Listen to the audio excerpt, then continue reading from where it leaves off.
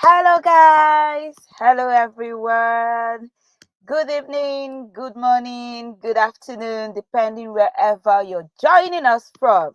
Please permit my background because I'm currently outside. It's the weekend, guys. You know how we roll.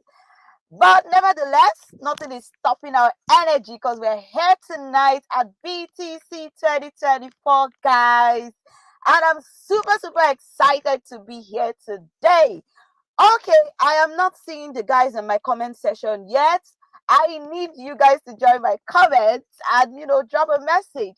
So if you're watching me on YouTube, watching me on Instagram, watching me live on TikTok, I need you to drop in a comment if you're excited to be here today. Today is the last day of the conference, BTC 2024. I mean, it's been super jam packed, and I know that you guys have gotten a lot of value. I mean, from having a lot of speakers speak and also share lots of value. I mean, on Friday, we had Samuel, Nisi Uche, and yesterday we had Chisom, who trained us on how to create a business structure and how to plan. She shared so much valuable feedbacks and so much valuable, information and how we can be able to, make our business stand out come 2025. So today we have an amazing speakers in the house.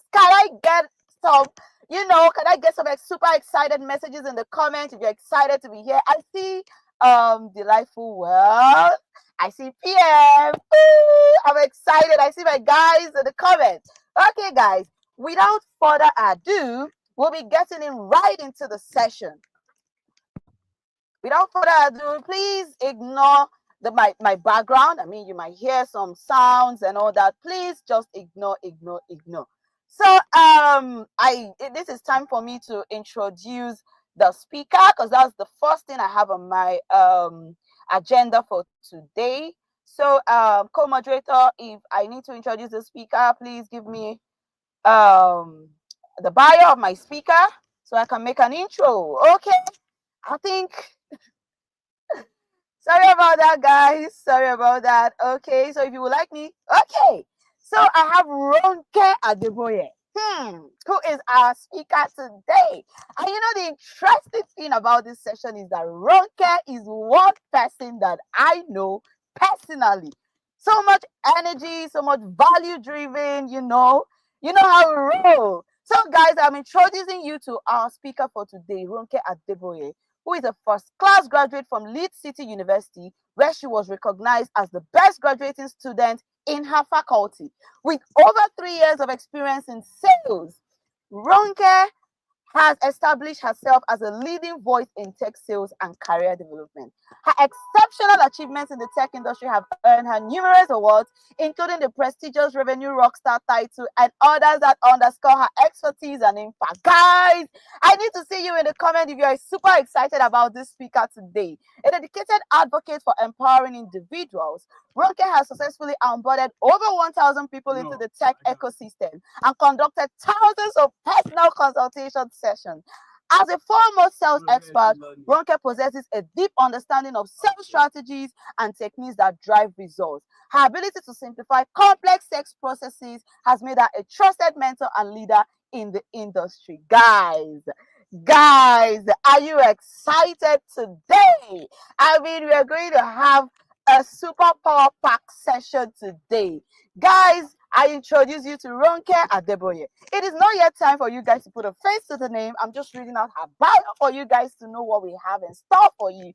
So if I am you, I would get seated and I wouldn't touch that dial. And do not forget that you do not need any form of distraction. Make sure that you're seated with your earphone, your writing pad, and your chat GPT as well, because I'll be dropping a lot of secret prompts, just like we've dropped on Friday, on Saturday, and we'll also be dropping secret prompts today. Come, moderator, let me have the BTC secret prompts for my people. Guys, are you ready? My comment is quite empty, guys. Fill up my comment, fill up my comment, fill up my comments, guys. Okay, so like we usually know how we already know how the secret prompt works.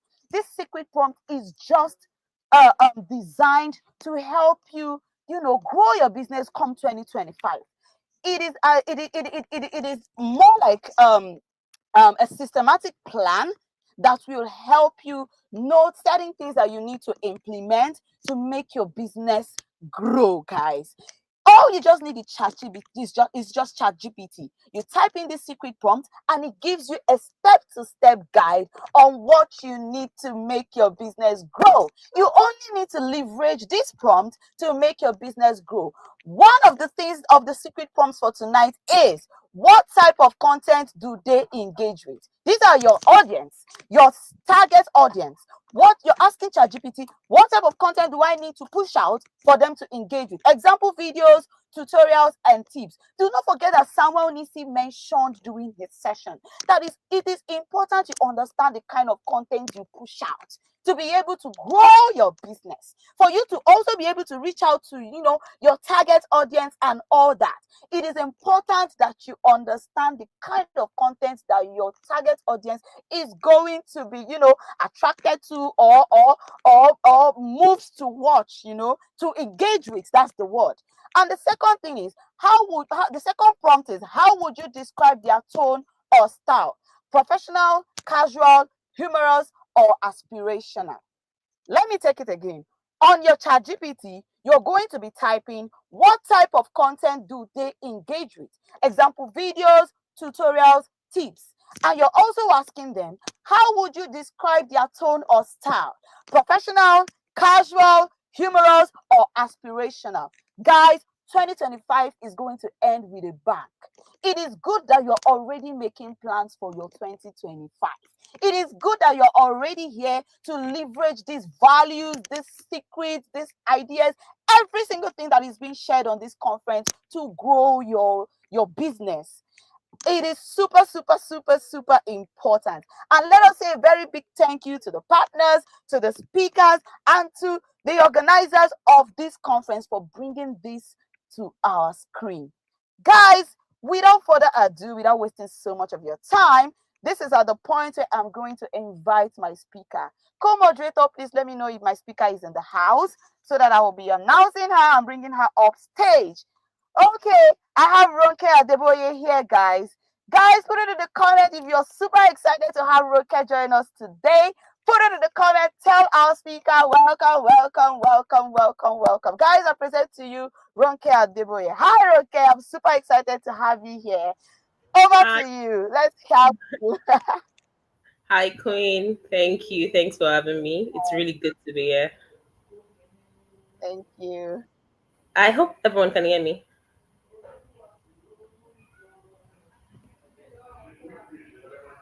I. Good evening. Please confirm you can hear me. Okay, thanks, delightful for that. All right, my name is Ronke Adeboye. It's really good to be here. I'm so glad to be here with you to share my expertise with you, and of course help you build your sales and marketing abilities, and of course help your business, your job, and everything just on the sales matter, on the sales business. I'm a sales expert, and of course, like I mentioned, I would like to share my sales expertise with you tonight. And I have a topic I'll be looking into, and of course I'll be sharing with you. We'll be like gisting together, we'll be learning together, we're going to be sharing insight together. I'm an expert, but of course no one is an island of knowledge, and that's why we'll be learning together tonight. Yes, so my topic is sales booster medication.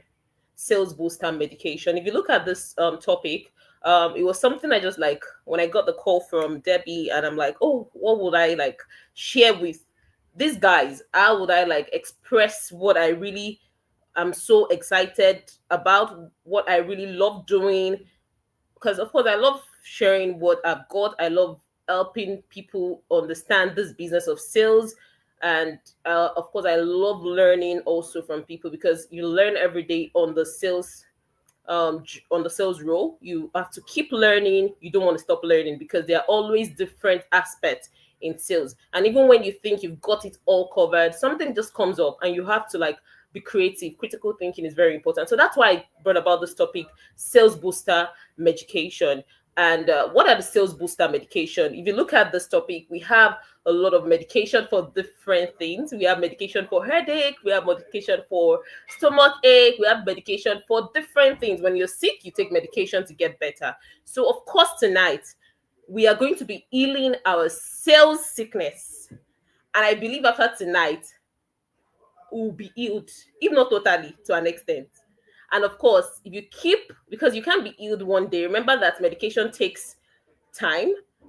Some medication are for 3 days, some are for 1 week, some are for 1 month, some are like a continuous thing. So, and that's the same thing with this, with tonight discussion is going to be like a sales booster medication. So when you keep taking this medication in your sales line, in your sales role, in your business, you see that it keeps improving, and definitely you see a huge change in that. So let's get right into it. So my introduction for tonight, um what's the one thing your business can't survive without? I know we often ask ourselves this question. And if you've not asked yourself this question, I am asking you this question tonight. What's the one thing? Think about it. Like, take a minute, think about it. Okay, my business. What is that one thing that my business can't survive without? We'll come back to that. A great product. Now I'm asking the question: is it a great product? Is it that your business doesn't have a great product? Is it loyal customers? Is it that you just have customers that buy and go? Or maybe, just maybe, unstoppable sales. Sales are the engine of any business.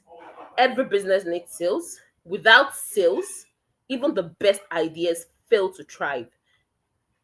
If you look at this, you have a business, you don't have salespeople to push out this business to buy what you're selling, then it's a failed business, because you're not producing, you're not buying product to keep it to yourself. You're buying product, you're producing to sell to people. So if sales is not active, then it's a failed one. So sales is really not overemphasized. In fact, I feel it is not emphasized enough, because every business needs a salesperson. And that's why I look at people that when they see salespeople, they just look down on salespeople. Without salespeople, like, nothing thrives. So sales is very important. So if you're into sales and you feel like you're not in that right path, trust me, you are, because sales is really a big deal. Even when people don't want it to be a big deal, you need to be aware. One message tonight is you should be aware that sales is a big deal. In your business, it's a big deal. If you are in the sales career path, it's a big deal. It's a very big deal. Because guess what? No company can actually do without a salesperson. No matter the company, petroleum industry, tech industry, educational sector, religious sector, everywhere. Even in churches, you still see advertisement, because everybody wants people to come around, and sales makes it possible for people to still come down and worship. Not to divert. Yet many business struggle to unlock their true sales potential. Now, the icebreaker question is: what's your biggest sales challenge right now? What's your business biggest sales challenge? I want you guys to drop it in that session, in the comment section. I want to see some of your biggest sales challenge. What is your biggest sales challenge right now? Let me just start with that. Let me see a few. Just drop. I need about 2 or 3 people to just drop what they think their biggest sales challenge is right now. What's your biggest sales challenge? I'm looking at the comment section. I really want to know your biggest sales challenge right now. Okay, how to convince customers to buy. Okay, any other one? Any other one? All right. Okay, not to waste our time. Let's move on to the next. So I got that, how to convince customers to buy. I'm sure we'll touch down on that tonight. So moving on to the next on my slide.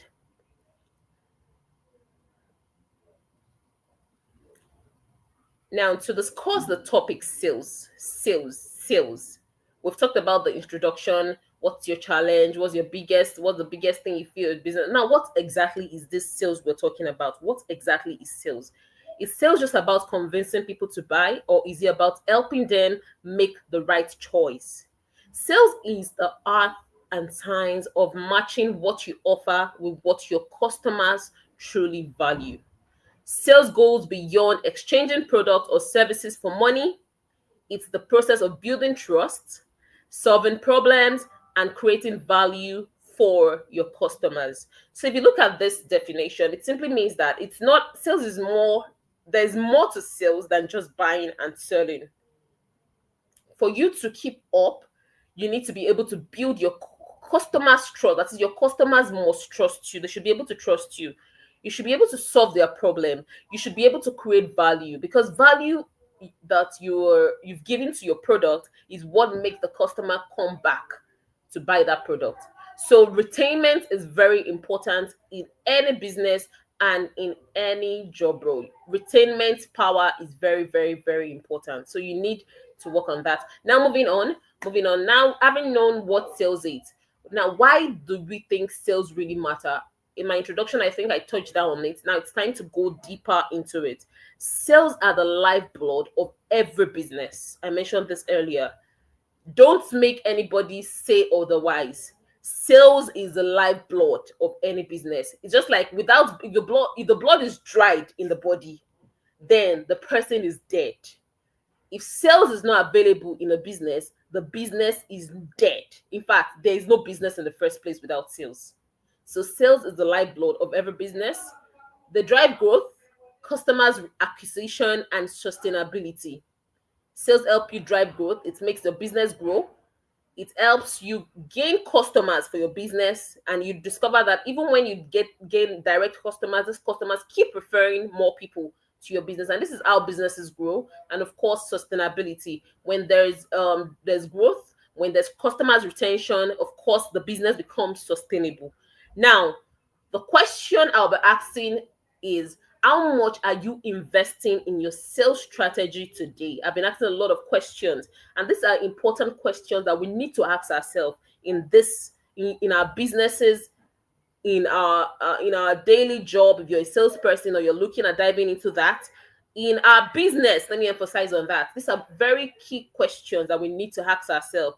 How much are you investing in your sales strategy tonight? How much are you planning to invest? How much do you want to invest in your straight sales strategy? Do you want to keep doing it the same way, or you're ready to adjust and do it in a better way to get a better result?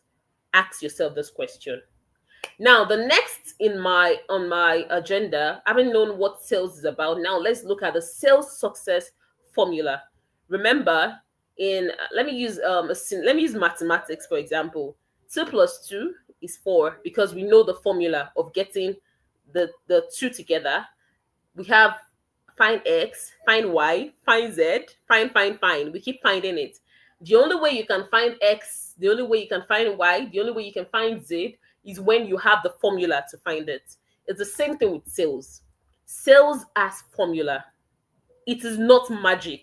Sales doesn't just happen. You need to take the right step. You need to know the right formula for it to happen, for you to get results. Now, I'll be mentioning a few formula tonight. And trust me, if you take this into note, if you take this into action, you will definitely get results. Now, the first one will be to understand your customers. This is very important in sales. You don't want to sell a child's product to an adult, and you don't want to sell an adult product to a child. You want to understand your customers. Now, you call the customer, or a customer reaches out to you that they want to get a product. It's very simple. I know that there's this urge to just sell because you want to take the money. But now, it's like I said, sales is more than just selling. It's more than just selling, just collecting money. There's more to sales that makes it sustainable. Now, the first thing you want to do is you want to build a relationship with your customer. You want to understand why they really want to use that product. I know that not all customers are open to that, but guess what? Even as much as they are not even open to conversation, there is a way to always go about that. It's more of like, oh, you call the customer now, or customer reaches out, oh, this is a good time to talk. Oh, why do you want to use this product? Oh, they're even ready to pay now, like they are ready to pay. They even paid immediately. There's still more like, oh, okay, let me know what's up with this product. Let me know if you need more. If it's a product that okay, you can let me know when you need more. Let me know your experience. Let me know how I can. You can always reach out to me. There's a way you can actually put these things, and it makes you understand the kind of customer you have, so that you know how to deal with them. And guess what? The more customers you deal with, remember that there's something called individual differences. So the more customers you deal with, the more you'll learn how to deal with different customers. So you have to understand each customer. It's a difficult one. It's not an easy one, but it's a very important and intentional step to making sales. It's very important. Now, the next one is you want to create a detailed buyer persona. Now, this looks like it's a regular thing, but guess what? It's a very important one. And why is this very important? We just want to sell. We just want to make money. We just want to collect the money. But guess what? It is important to have your buyer's detail. Why is this important? It is important because it makes you understand them the more. For example, I personally, when I talk to a client or I get a lead or something, what I do is I save your if I because there's a tool called the CRM. We're still going to touch that during the course of this presentation tonight. On my CRM, whatever I'm putting on CRM is what I'm using to save my customer's name on my phone. And this is because I want to like have that detail about them, so that even if they call out of the blue moon, you're calling. I cannot know 1,000 people at a time. But guess what?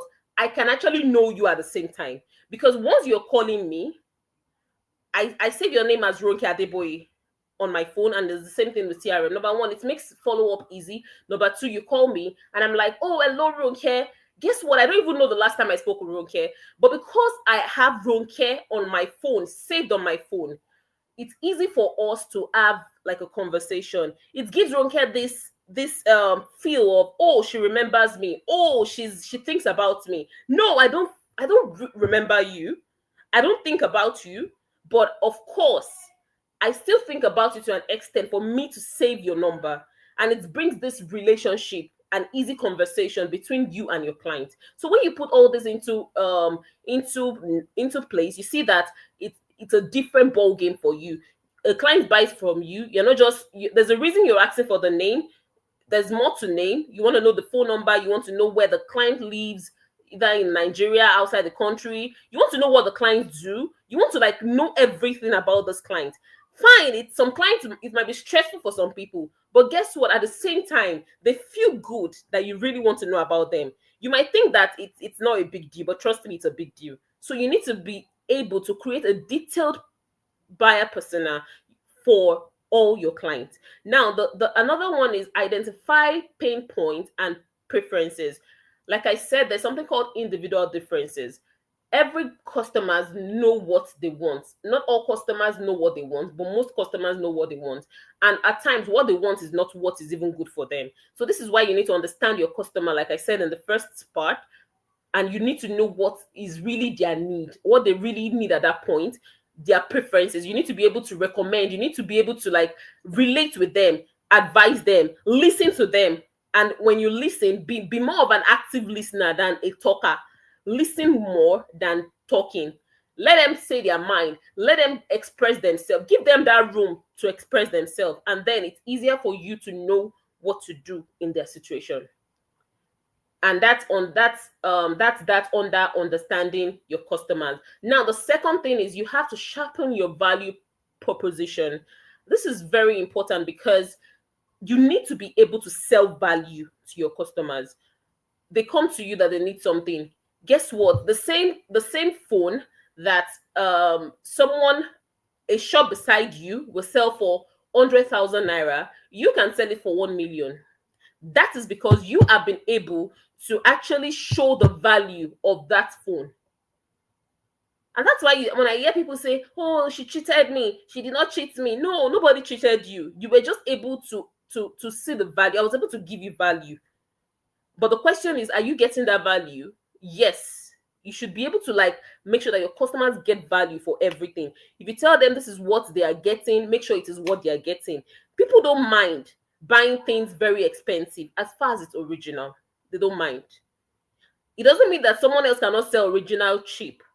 If you sell original, if I see someone selling original cheap and I see an expensive one and I buy the expensive one, I won't feel pained as far as I still bought the original. But what will make me feel pained is if you sold fake for me as expensive.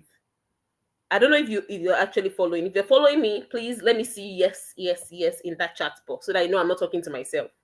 If we are on the same page, let me see that on the chat box. I'm waiting. All right. So and for you to sharpen your value proposition, the next thing you want, one of the things you need to do is what problem are you solving? You should be a problem solver. You should be a problem solver. Solve your customer's problem. And of course, how are you different? There should be something you're actually offering that makes you different from the rest. Is it your shop? Is it your social media page? There has to be something different that I know that, okay, if I'm paying more, I'm getting something for that more. It might be the beauty, it might not even be the product. It might be the way you answered me. It might be the way you attended to me. It might be my anything. It just make sure that you have a value you're selling and something that makes you stand out. So moving on to the next now. Moving on to the next, we have common sales challenge. Remember that in everything you do, there's always a challenge. Now, the only problem will now be if you don't have solutions to that challenge. Now, before we move on, we talked. If you look at it, the some of the things I touched down earlier on are more like a solution. Now, let's deep down into the challenge. Common sales challenge. We have lack of clarity on the target market. This is a very big challenge in sales because if you don't know your target market, it makes it very difficult because selling to the wrong target is a waste of time. If I'm selling Pampers and I'm living among aged people, or should I say people that don't need Pampers, literally, I'm just wasting my time because who is buying it? I should be among children, I should be among young couples, I should be among mid-age people that they are still like they will still need Pampers and the likes. So your target market is very important. If you're selling any service, for example, you're like pushing an advert out, your advert has to align with your target market. That is very important. So how do you make it align? You need to sit down, be clear on what you are selling, be clear on the service you want to render, and jot down who are my target market. When you ask this question, when you make your research, it makes it easy for you because you don't waste your time selling or advertising to those that don't even need your product. Now you're focusing on those that need your product, and it saves you time, it saves you money, it saves you your mental stress.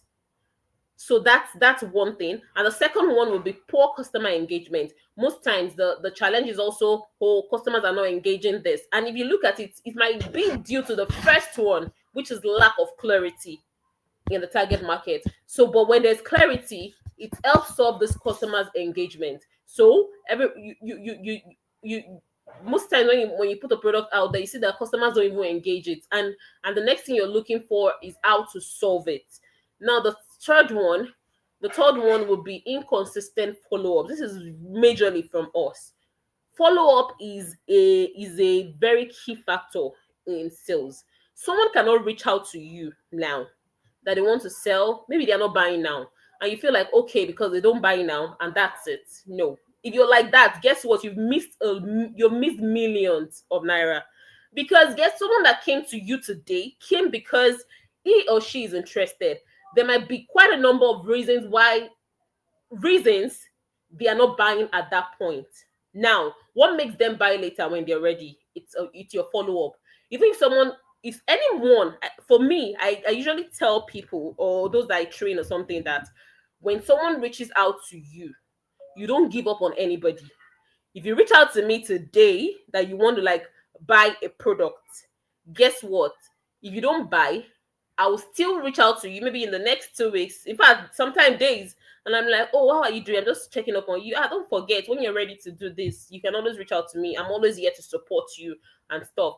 And trust me, it might not even be that year. It might be next year. It might be someday, because you've already built like a kind of subtle relationship. You discover that even if it's not them buying, if they hear somebody beside them or somebody around them that talks about that thing that you sell, they recommend you.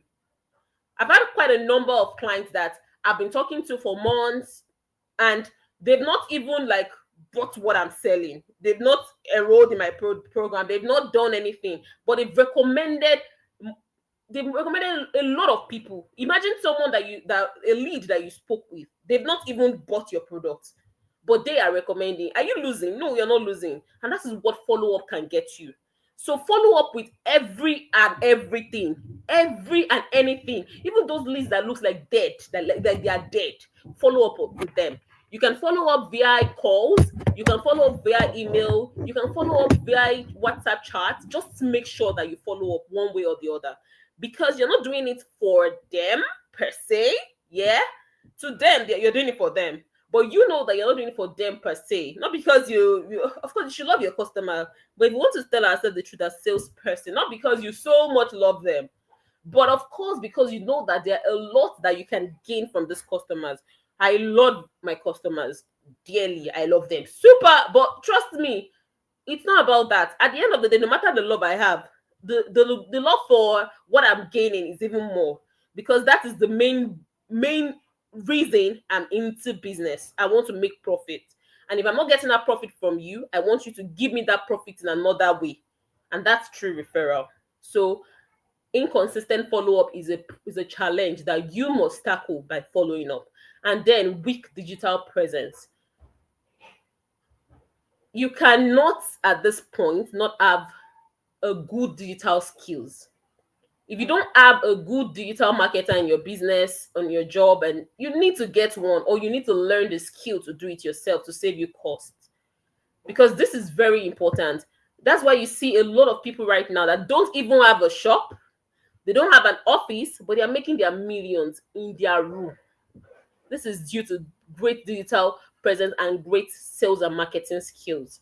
And this is a challenge in sales. So it's a big challenge that needs to be tackled by gaining the right skills. Now, not wasting time, let's move on to the next one. We've seen the challenge and, of course, how we can tackle it. And now I talked about the challenge, and by the side, I was still talking about the solutions, because, of course, I want it to stick, so that I love when I'm giving problems and I'm giving solutions at the same time. Now, this is a deeper one into the solutions. That's a strategy for growth, more like strategies for sales. Leverage on technology. You remember that at the beginning of this presentation, I mentioned the tool that's using the CRM tools. When you are a salesperson, as a salesperson, you should have a knowledge of the CRM tools. I don't know how I can emphasize that so much. CRM tools are so important, so important, because it helps follow up easy. Like, we have CRMs like HubSpot, Salesforce, Zoho, a lot of them like that. You need to have a knowledge of this. And if you don't have a knowledge, please go and learn it. It's very easy. It's for you to put in your leads, your customers, those that you're talking to, you put them in, you create a contact, you create their deal, you put their deal stage, you're able to create tags, you're able to create follow-ups, you're able to create meetings, and it makes your life just so easy. Because every day when you create tags, you just follow up on the tags for that day, the next day. It just makes your life so easy. So you have to be able to leverage on technology. Another strategy for growth, under leveraging for technology, also automates processes to save time. Yes, it helps you, like, save time. Like I mentioned earlier, it just makes the process easy. It just makes your life so easy. Another one is upskill your team. For your sales team, your business, you can upskill yourself, upskill those that are working with you by learning a sales skill, invest in sales, soft skill training, role play for better pitches. For example, you have a business. You might look at your business as very small, but as far as you have a business, even if it's just you alone, or you have someone working under you, sometimes once in a while you can just do like, okay, let's do. Oh yeah, call me like a customer, chat with me like a customer. Let me see how when you do this consistently and you're able to correct yourself, you get people to correct you, and you correct each other, you just see that things get better, because it's more like asking a likely question from a customer and giving a likely answer. And once the person gives a wrong answer, it's easy to correct it. by role playing than correcting it with the real customer, because customers will not understand. So it's better to make that mistake backstage than making the mistake to your customer. I don't know if we actually get that. So that's it. So role play is really important. And the last but not the least that I'll be discussing is build relationship. I emphasize this from the beginning. I'm still emphasizing it. It is very important to build a relationship with your customer. And that's why I said the CRM too is very important. There are sometimes I speak with a customer and they're like, oh, okay, I'm not in a good time to talk. I'm in the hospital. Guess what? This customer, we've not even discussed what they want to buy. We've not discussed anything. But making the customer says that, I'm writing it in my note that the customer is in the hospital, and I'm setting a task immediately for the next day to check up on the customer. After the next day, I'm setting a task for the next 3 days. After the next 3 days, I'm setting a task for the next 1 week. I don't think there is anywhere, except the customer is a witch, that you will follow up on a customer like that, and he or she has the money and the person will not pay. Because now it's more than just buying. It's more of me caring about you, wanting to actually make sure that your well-being, that you're safe, you're good. So the customer sees that you value, that you value his life, you value his health, you prioritize it even ahead of what he or she wants to buy from you. And if they have the money, they will buy. If they don't have the money, they will not for now. But when they see somebody, in fact, they will feel like, they'll feel, what's the right word there? They'll feel this word. They'll feel like they owe you something. Yes, they'll feel indebted to you. That's the word I'm looking for. They'll feel indebted to you. That, oh, I need to, even if I'm not paying, I need to get somebody for it. Has happened to me a lot of time. And if you can do this, trust me, you will see a difference in it. So let's move on to the next. And that's harness the power of digital. I mentioned it earlier, just to emphasize on it. You need to be able to optimize your website for conversion. If you don't have a website, that's why I said soft skill is very important. There are a lot of one-page website that you can just easily build. You can take a lot of courses in different places. My company, for example, like, will take courses. You can take courses that will just teach you websites, how to build one-page website and all those things. And you discover that when there's visibility for your business, people are able to like see a website. Number one, they trust you the more, and they are able to like check your business out via your website. And you don't want to just have that website and just leave it like that. You want to keep optimizing it so that the more your customer visits, the more they see something good, and it's easy for you to convert them into buying customers. You also have to be able to utilize your social media platform. That's, you have to be able to run ads, organic reach, and stuff. So if you cannot do this yourself, like I said, you can employ a digital marketer. But why not? You can learn the skills are everywhere. You can learn from different tech companies that take skills. Where I work, for example, Utiva, we take different courses on digital marketing. We have the 1 month school whereby it touches different skills. You can just take any of them just to help yourself build your business, optimize your skill. This is very, very important to help your sales business. And the last but not the least on this is incorporate email marketing for lead nurturing. Remember, I talked about follow up, very important. And you can follow up via email, you can follow up via calls. So email marketing, you can reach a lot of people at the same time. This is why you need to learn all these skills on how to do this. So incorporate email marketing for leads nurturing. That's it on harnessing the power of digital. Now, the another one, which I think is the last that I'll be discussing tonight, is track and optimize. Now, you don't want to just get leads. You don't want to just waste the leads you've gotten. You need to be able to monitor the progress of these things. You need to be able to monitor the progress, monitor key metrics that it involves the conversion rate. That's the number of people, the number of leads. Leads are like people that have shown interest, and then you convert these leads to buying clients. So leads are people that have not paid, but they've shown interest, and now it's your job to make sure that they buy. Now, conversion rate, you need to monitor conversion rate. You need to monitor the customer acquisition cost. You need to monitor the lifetime value. You need to monitor and, of course, adjust based on data insight. So once you've gotten this key insights, you've gotten the data, you've gotten everything, now you need to now make adjustments and improvements based on the data insights you've gotten from your tracking and optimization. I hope that's very clear. Now, moving on to the next on my slide, which is the call to action for tonight. call to action for tonight. We've discussed what sales is, we've discussed the problems in sales, like we've discussed solutions, we've discussed a lot tonight, and I believe you've gotten a whole lot. Now, the call to action will be you have to start small. No matter where you are right now, you just have to start. It's only when you start you can say you are progressing. If you don't start, there's no progression. Start small. Apply one of the strategies I've taught tonight. Start small. You have to evaluate what you're working with and scale up.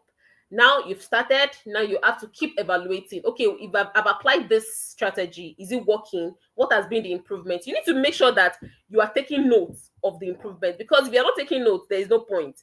Make sure you are very intentional. Evaluating means that you are intentional about the strategies you're putting in place. Now, the last but not the least will be the secret to sales is consistent action and innovation. Now, for you to keep getting sales, you need to keep putting in the effort. You need to keep following up. You need to keep thinking and thinking that, okay, if this worked today, okay, it's not working for this customer, what's the next thing I need to do? As a salesperson, you need to be a critical thinker, because every day you have to like develop new strategies. And that's why I said, even me, I am still learning, because at times you talk to a customer, you're like, Kitun what is this again? This is another level. And guess what? At that point, nobody's teaching you. You just have to think fast. You just have to think fast in sales. So that's it for tonight. The call to action, let me take it again. Start small, evaluate what you're working with, and the secret to sales is consistent action and innovation. Now, moving on to my next slide, which should be my conclusion for tonight. And that's my call to action. The conclusion will be that you should always be ready to ready for anything in sales, sincerely, because a lot of situation comes up. Critical thinking, you have to be a critical thinker. In having given all the strategies, guess what? There's some situations that will come up. The strategies is still the same, everything mentioned still works, but it can come in a twisted form. So the best thing is to actually think critically and apply the right strategies at the right time. Thank you for being a part of this. Thanks for listening. And if you have any questions, I will not mind getting them now so that we can talk about it and we can answer the question. Delightful has a question for me. My question is it possible to have up to 10 buyers personnel? Oh yes, of course it is possible. It is possible to have up to 10 buyer personnel, because you can have a lot of, you already know what buyer personnel is. It's more of like things about your customers. So you can have up to 10 buyer personnel. Like, if I'm getting your question, you need to know their names, where they live, different things about them, just for you to be able to relate better to them and be able to recommend the right product to them. So yes, you can. You can. So, any other question for tonight? Any other question? Okay, I think everybody got what I okay, someone is asking a question. PM, is there a particular process of following up? Oh yes, I love that question. Yes, there's a particular process of following up. And I think I mentioned it earlier. Following up is not necessarily on a buyer that is saying I'm buying tomorrow. You need to note that. You don't follow up on only buyers that are ready to buy. Maybe they say reach out to me, I'll pay tomorrow. No, you have to follow up on every of your leads, no matter how small. And remember, I'm not saying that follow up has to be calls, has to be WhatsApp messages. Follow up can be in the form of mail. For example, you call a client now, or your client reaches out to you that, oh, I want to buy, and the person stops responding to you. You need to keep following up with the person. Oh, I sent you a message last time, you didn't respond. Guess what? This person might never respond to you on the chat ever again. But since you have the right buyer personnel, you have the email, you have the number, you have the phone number, you can keep sending emails. You might think they don't see these things. They see it, and once they are ready, some people are even tired of, let me just buy. Oh, to fair pay me, but they have used email to bastardize me. They don't, and they will pay. So you need to keep following up. And aside from buying customers, remember I mentioned that you can, like, for example, you reach out to a customer and the customer is like, I'm not feeling fine right now, can we just talk later or something? You don't want to call the customer the next day, and what you're doing is yes, so I called you yesterday. Are you not ready to buy? No, what you want to do the next day is, oh, I reached out to you yesterday. How is your body? You're not even talking about what you want to buy at all. This is another process of follow up. So, and at times when you call a customer, I'm talking about telemarketing now, you call a customer, the person is not picking, you set a tax. You call the person back in the next 2 days, person doesn't pick, you send a message, you send a mail, you keep, and the person doesn't still respond, you can close that customer, but you're not closing that customer totally. You are following up now via email. You keep following up via email because it might not be possible to follow up with everybody on call on but one way or the other. Just make sure that you keep following up with the customer, either via email, via call, via WhatsApp. It just depends on what works for you and what works for the customer most especially. So that's it. I hope I've been able to answer that question. Please, any other question? Any other question? Any other question?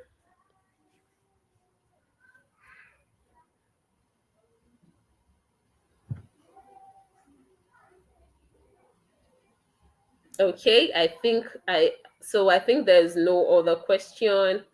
I think there's no other question. So I'll be calling it a day. It was really nice talking to you people tonight, and I hope I've been able to at least give a little tip about the little things I know in sales. Not so little actually. So if you have any Wow. other questions, you can easily Ronke, ask. that was amazing. That was amazing. I'm All sure right. someone was even saying this particular section is for me, because I Uh, feel the issue of sales, every small businesses have this issue, and I've really learned a lot. I've learned a lot. Thank you so much for dishing Thank out you. your knowledge. Thank you so very much. And yeah, Thank you've answered all the questions, and I'm sure our listeners have learned one or two things. Thank you so much for showing up for us tonight. We appreciate It's a that. pleasure. It's a pleasure. All right. Do have a lovely night. You too. Thank you. All right, people. I'm sure it has been an eventful night. And thank you for those that have been here since the beginning. Delightful Wealth and PM, thank you for you've been consistent from the day one. And I really appreciate it. So we are bringing up our last speaker for tonight. And don't forget, our secret prompt has already been dropped. Yes, we've dropped our secret prompt. Go up and you will see. Let me pin this prompt. Now, this is a Google Drive. All you have to do is click on this link. It will take you to the secret prompt. You just copy and paste on ChatGPT. This secret prompt is very powerful. I've used this for over 3 businesses, and the answers are amazing. So now we're going to bring in the last person on this event. We're going to be bringing Basil to come and show us how to run Facebook ad. Yes, so Basil, also known as Buzz, is a digital marketer and an entrepreneur professional with a unique background in engineering. He leveraged his strong analytic background to craft effective digital marketing advertisement a campaign for his clients. So Basel will be coming up to share with us on how to run ads on Facebook and Instagram. Basel, are you ready? So I'll be bringing him up in few minutes. Don't go anywhere. All right. Hi, Basel. Good to have you here. Can you hear me? Please confirm if you can hear me. I can't hear you, Basel. If you are saying something, I can't hear you. Please, our audience, confirm if you can hear Basel, please. Confirm if you can hear him. Basel, I can't hear you. If you can hear me, I can hear you. Someone said no, that they can't hear you. Delightful Well said no. Okay, I'm sure Basel is having technical issue. Please don't go anywhere. Just stay here while he sorts it out. All right, as he's trying to sort it out, let's thank our partners that actually made this event a success. So we want to say a very big thank you to all our partners that have been here. We want to thank Bloomsy Business Services. Okay. They offer free and services. All right, Basil, I can hear you now. You can go ahead. So I'll be leaving the stage now. Debbie, can you hear me now? Yes, I can hear you. Go ahead. I can hear you. Okay. Good evening, everybody. It's nice to have you on this call. Actually, my name is Basil. You have seen my profile, and I am an entrepreneur. Basically, I'm a digital marketer, but a very passionate entrepreneur. I have, actually run a digital marketing agency called Boy Media Agency. You can search it. And what we do basically is to create content for businesses. We equally buy ad space on social media, Google and YouTube, and we do the execution for them. And apart from that, we are involved in training, and we equally have other businesses like Exam Mentor is one of our brands that is an educational consultancy brand that we launched recently. And we equally have some other businesses according to what you saw on the profile. But I'm not here to bore you with my portfolio. Tonight, I want to break down to you the secret of sales online. I wrote a book in 2021, and the title of that book is The Secret to Sales Online. And if you're interested in taking a look at that book, I can share it with Debbie so that you can maybe read it. Now, I want to pontificate for about 5 minutes before I show you in practicality how to run ads. Now, when it comes to digital advertisements, or how to sell anything at all online, there are certain measures you need to take before you can be able to sell profitably online. Before you can be able to sell profitably online. Okay, so I actually want to share my screen with you so that I don't know if you can see my screen. If you can see my screen, you let me know. Okay. Now, basically, what the secret to sales online is actually for you to be good with what you are doing. Now, I actually put 3 points that I want to be looking at tonight, and I tag it as what to consider before you set up a digital campaign. What you should consider before you set up a digital campaign. And I say number 1 of it is what? Is your offer. Number 2 is the creative. And number 3 is your landing page and your call to action. I ran an ad just of recent. And the ad I ran, when people come to my DM, the first thing they tell me is, please, the way you set up this your ad, I want you to set up exact thing like this for me. That is the creative. Now, I met a client last year, August, and that client already bought a domain for his business. It was about building a website, and then I put up a website offer. And when that client saw my offer, he already bought the domain. He got somebody engaged already. They were about to start the job. And when he saw my ad, he had to abandon that person and even abandon the money they have used to even buy the domain. In fact, we have to buy a fresh domain to start that job for the person. What actually made that to happen was because of the offer I put out. Now, I want to be very practical on this call. And I would like you to actually comment in the comment section. Now, I want to ask you a very simple question. Very simple question. And that question is this. Now, assuming 2 people are selling t-shirts, for example, 2 people are selling t-shirts, for example, and one of the persons selling t-shirts put out an offer, and the offer is, okay, the 2 of them, they are selling t-shirts and cap. So the first person put out his t-shirt and say, my t-shirt is 10,000 naira and my cap is 3,000. And then the second person came up with the offer that the t-shirt is 13,000 naira, but the cap is free. I want you to be very practical and be very logical with this question. The first person, now I want you to know that the two prices are 13,000 naira each. But the first person put out the t-shirt and said, the t-shirt is 10,000 naira and the cap is 3,000. That is 13,000 naira. Now the second person is coming up and saying, her t-shirt is 13,000, but the cap is free. Now, I want you to actually comment in the comment section. Who among these two people are you going to buy from?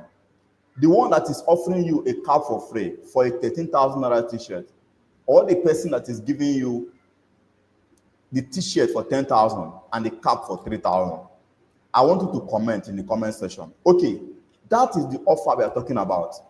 When you package, what you are selling might be a very bad product. I want to tell you in practicality here. I want to be very frank with you that if you are a marketer or a business person, you cannot sell something that is fake. Believe me, you will not be able to sell the original. You should be able to sell a fake product.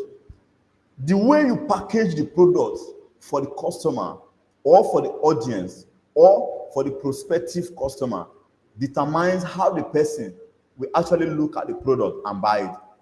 The same rice they are selling in Mama Put for 700 naira is the same thing Mr. Biggs is selling. The same thing Chicken Republic are selling. But what is the difference? It is packaging. That is the offer. Now, a lot of people will come up. I want to teach you how to run a digital campaign today. But I want to tell you that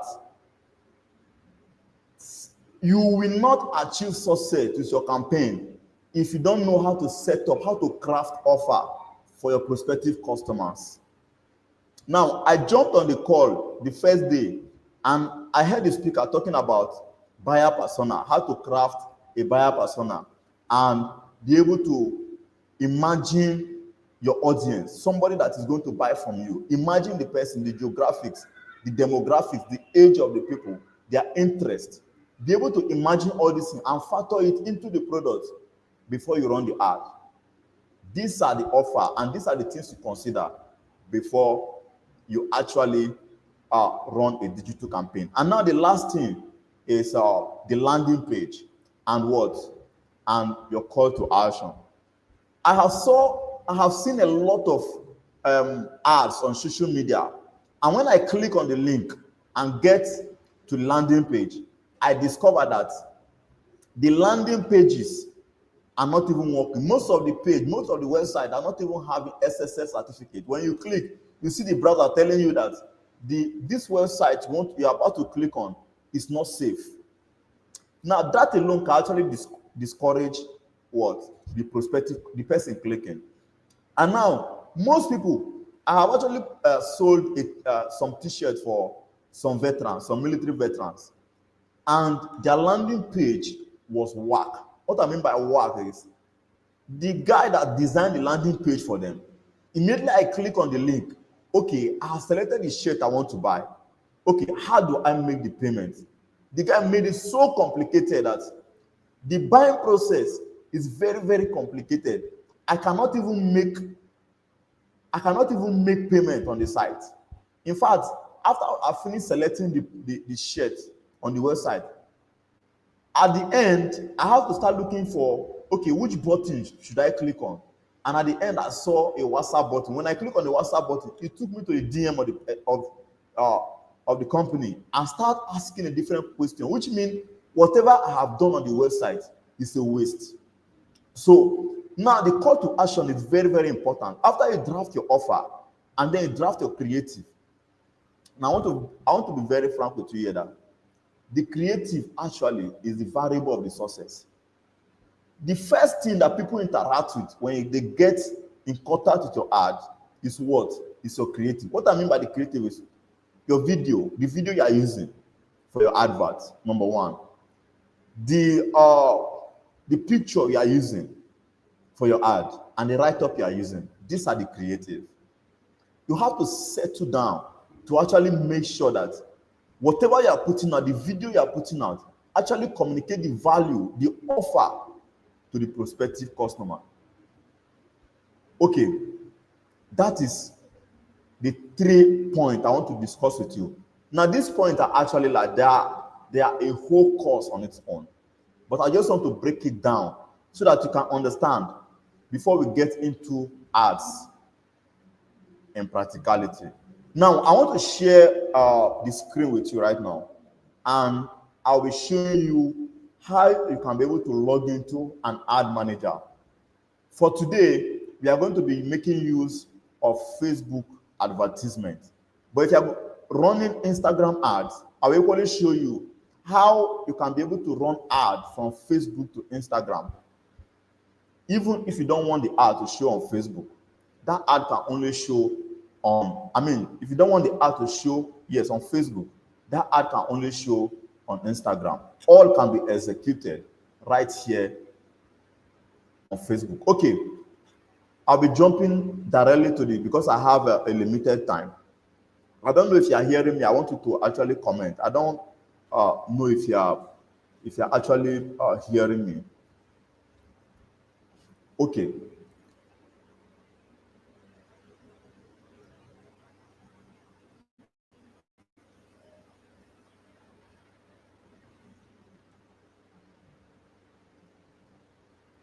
Okay, we are here, and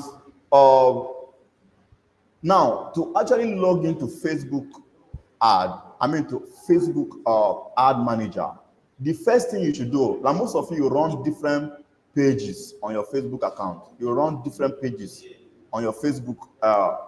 You have different Facebook accounts. The first thing you should do is to do what? Log into your Facebook account on one tab. And then on the second tab, you type Ads Manager. Ads Manager.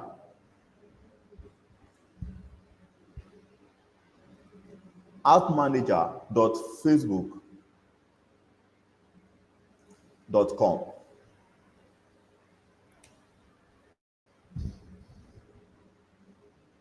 adsmanager.facebook.com.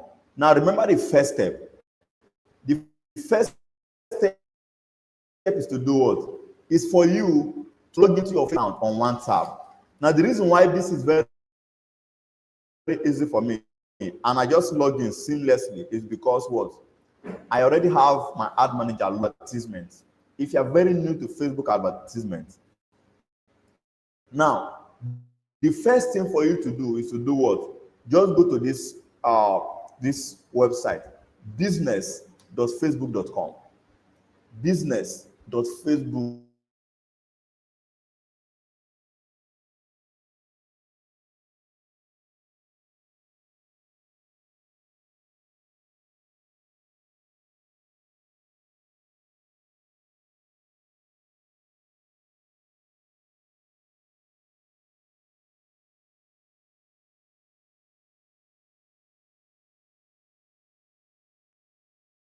Facebook business suite loading.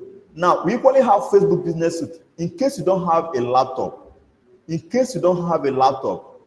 can actually use your phone to do this. Now, if you want to follow up, log into your use your Google Chrome, because here I'm using Chrome. Use your Google Chrome. Log into business.facebook.com. But I want you to change your settings on your Chrome. Just go to the top right corner, and then you click on that 3 dots there and change it to desktop view. Once you change it to desktop view, you should be able to have this interface that I'm having. Now, when you get to this point, the reason why you are seeing this page, this triple T Word Integrated Services, this is one of the pages I manage on Facebook. I just ran ad for these people, and that is why you are seeing this. Now, the next thing you do, if you are just starting up, if you are just coming up, you come down to this all tools here. Click on all tools. These menus, sub menus are going to be displayed on your screen. Then you click on Ads Manager. When you click on Ad Manager, you should be able to take you to the interface we had before. Okay, this is Ads Manager. Ads Manager. Okay, I think we have Ad Manager here. Okay, it should be able to take us to the page that we were on before. Now, but if you already have an ad manager or you already have a business account, all you have to do is to just type adsmanager.facebook.com and then you bypass the business. Now, this is where we are. And on this ad manager, the first thing I advise you to do is to do what? You scroll down at the left corner here, you have your menus here. This is your billing and payments. Now,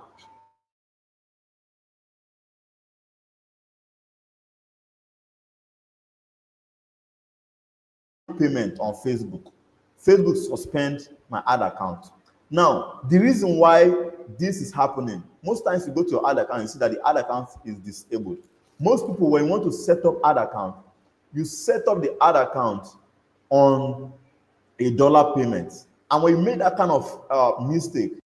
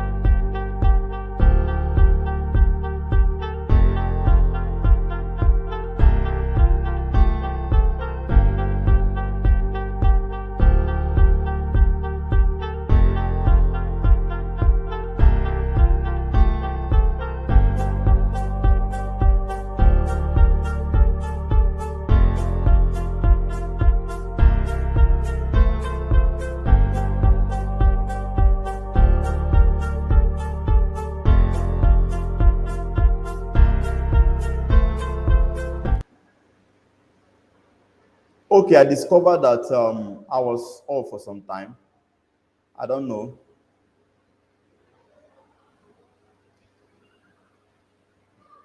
Okay, I don't know if you can hear me.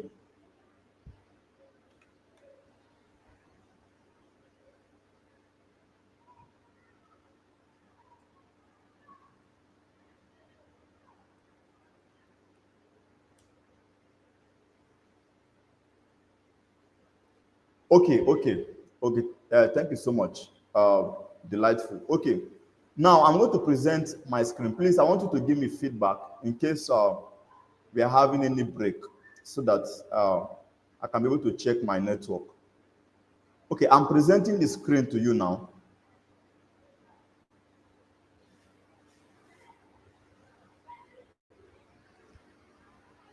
Okay, so this is where we are actually, and I said this is Facebook Business Suite. If you are running ad for the first time, if this is your first time running adverts, type business.facebook.com on your tab. If you are using mobile phone, I want you to open your Chrome, and then at the top right corner you see that three dots. Click on it and scroll down and change your setting to desktop view. Just click on desktop view. You should be able to have this interface that you're having, and then you can follow the class. Okay, if you are good, I can proceed. Now, once you are here, I want you to scroll down to this all tools. You click on the all tools, and then you click on ads manager. Now, when you click on ads manager, it is taking you to the Facebook advertising manager. And on this ads manager, you can be able to manage all your business portfolio. You can run ads to every page you are managing. And now this is what I have here. You can see, if you are just coming for the first time, don't be scared if this interface is empty, because you have never run ad on Facebook. So you are going to have this place empty. Me, you can be able to see this, all this, because what? I have run some ads in the past on this particular ad manager. Some ads are completed. Others, you see that the asset is off. Some ads, I turn them off, while some I allow them to be completed. Now, all these ads, you see that they are completed. But now, if you are here, don't be bothered, just as I said, that if these places are empty. Now, the first thing you do is to do what? At this left-hand side, these are the menus.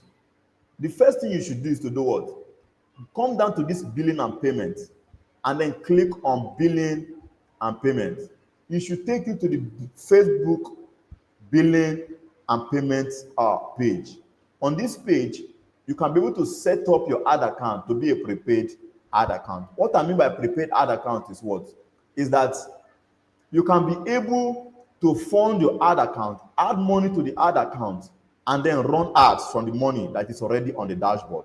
Like what you are seeing here on my ad account, you can see that I have 5,322 naira in my ad account.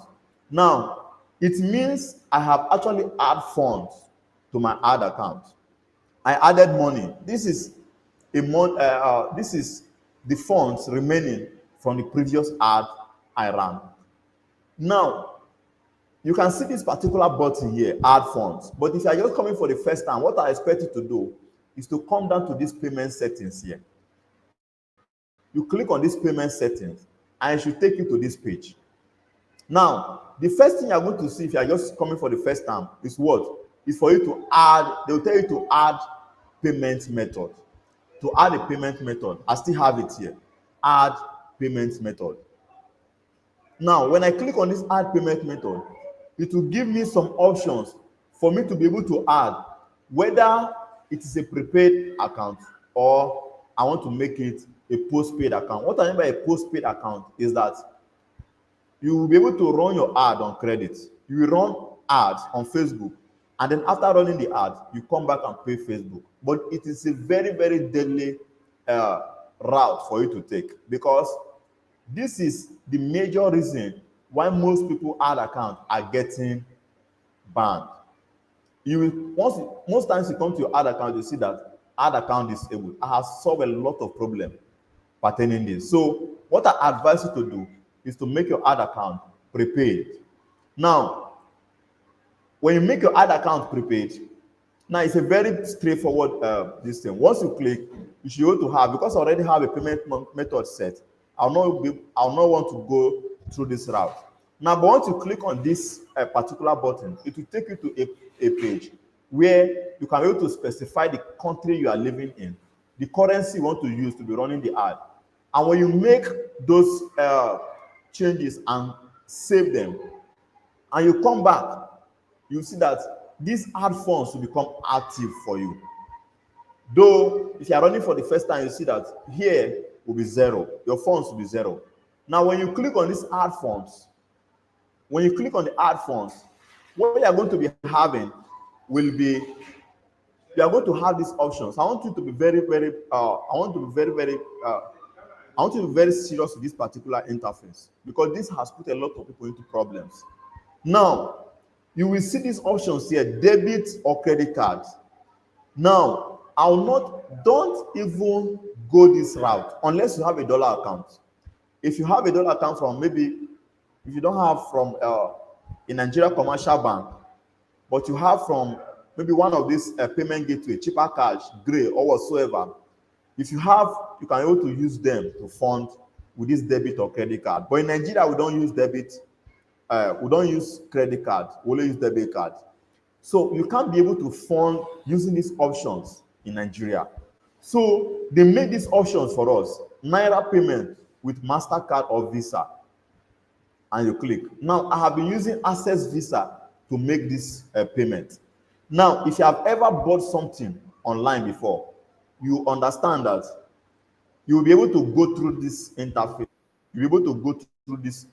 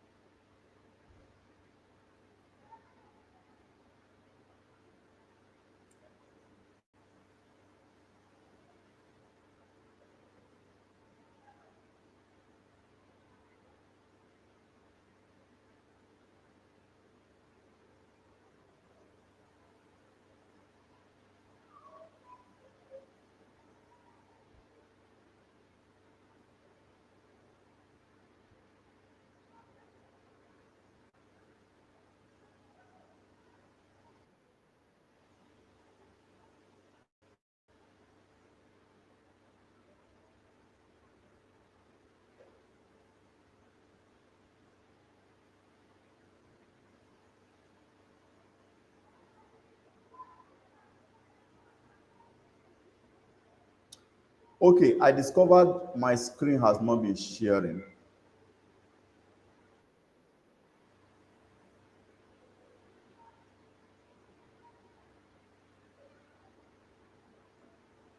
Okay, let me see.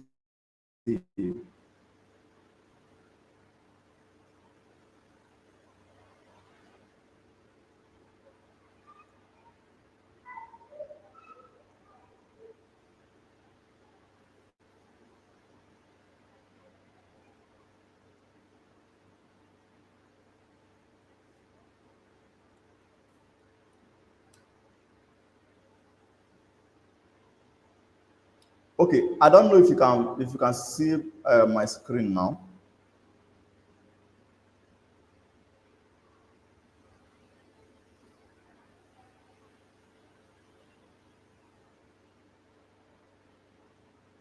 Okay.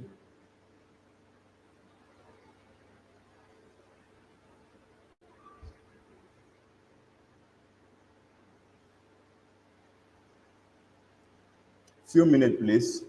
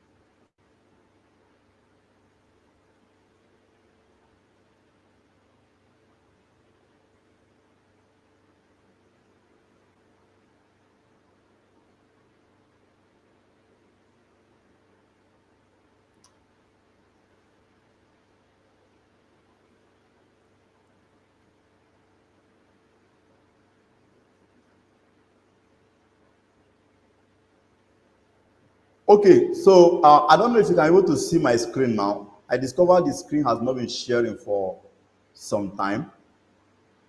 So we have this, and now I was saying that if you are new to Facebook advertisements and you are just you are just coming to run ad for the first time. Now, what I did to get to this place is to actually type um, adsmanager.facebook.com. You can see it on the screen here, adsmanager.facebook.com. And then it gives you this interface, welcome to Ads Manager. So it gives you this interface, welcome to Ad Manager. Now, I was saying the first thing you do is to make sure you set up your billing and payment method. Very, very important. I have solved a lot of issues this year with people coming and telling me, oh, my ad account is disabled. I can't be able to make payment on Facebook. Now, these are caused by some certain errors we make while setting up our ad account. And I want to make sure that you avoid those errors. I just want you to click on the billing and payment. It's going to take you to the Facebook billing and payment method page, where you are going to set up your billing and payment method to be either prepaid or postpaid. I don't know if you are seeing the screen, please. If you are seeing,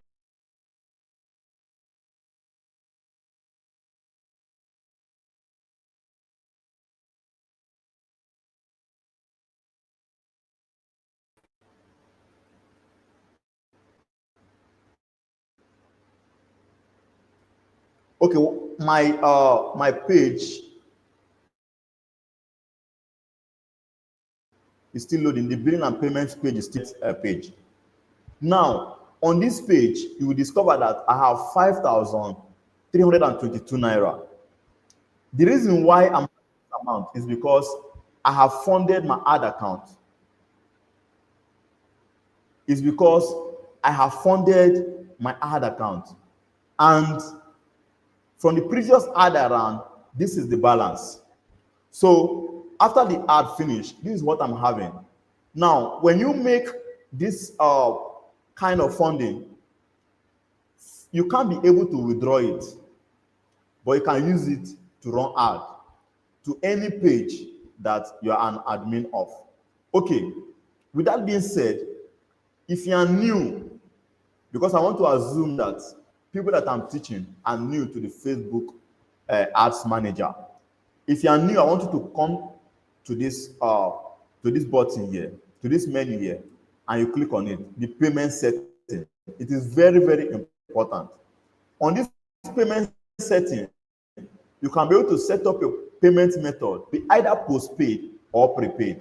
Now, I'm having this balance here because I have recently funded my ad account and because I have run ads on Facebook before.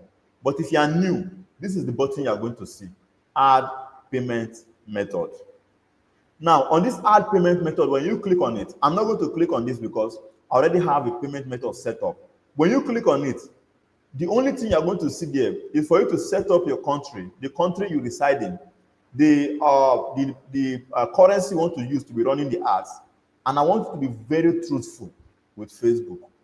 Unless maybe you want to fake your location, you can be able to use VPN and then put some certain location that you want to run ads to. Though, even though you are running a Naira account, you can run ads to any part of the country. I mean, to any part of the world. Okay. Now, when you click on this, you're just going to set up your payment method. For you to be able to know that you have done the right thing, your account is prepaid. This is what you are going to see. When you click on add funds, this is what you are going to see. Now, you have these three options here. The first option is debit or credit card. The second method is pay by bank transfer. Now, I don't want you to be deceived by any of this method. I want you to use this Naira payment with Master or Visa card. Now, with my experience, I discovered that now, Nigeria, we don't use credit card, we only use debit cards. And you cannot be able to use Nigeria cards to fund using this particular method, debit or credit cards. You can't. But if you have account with one of these payment gateway, cheaper cash, Gray, and some of these apps, you can be able to use, maybe if you have a virtual dollar card from them, you can be able to use them to fund. But if you're not having a virtual dollar card, in fact, why should you even use this method when you have this?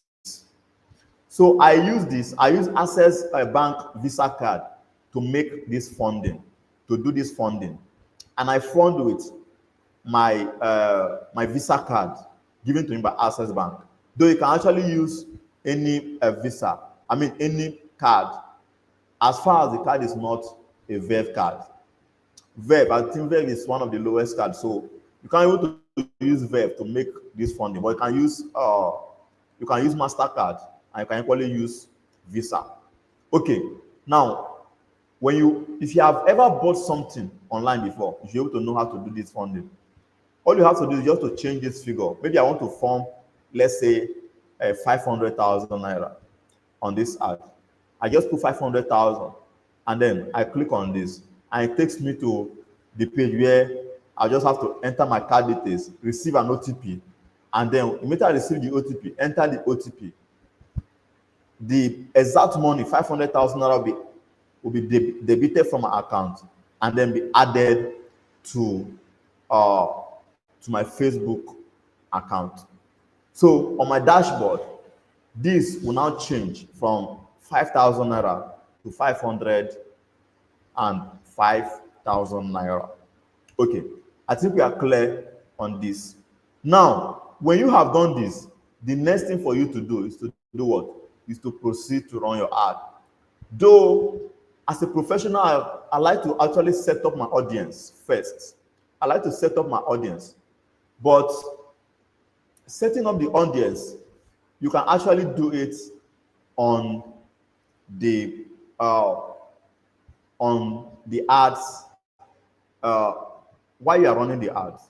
So I just want to join. I don't want to waste our time on this particular call because my time is fast spent. So I just want to go straight to this to the execution of this ad. Okay. Now, when you come to this page, you will see create now. I said, you should not be scared if you see this interface blank because you have never run ad before. So you are going to see this interface blank. But from the previous ad you have run, you'll be able to see those ads being displayed here. Okay. You come down to this create and you click on create. Now, when you click on create, you are going to have these objectives being displayed. You are going to have some objectives being displayed. Now, depends on what you want to sell. Depends on what you are selling. If I'm selling a physical product, for example, and I want people to buy directly on the site, what I'm expected to do is not to use a traffic objective or an awareness objective. You scroll down and use a sales objective.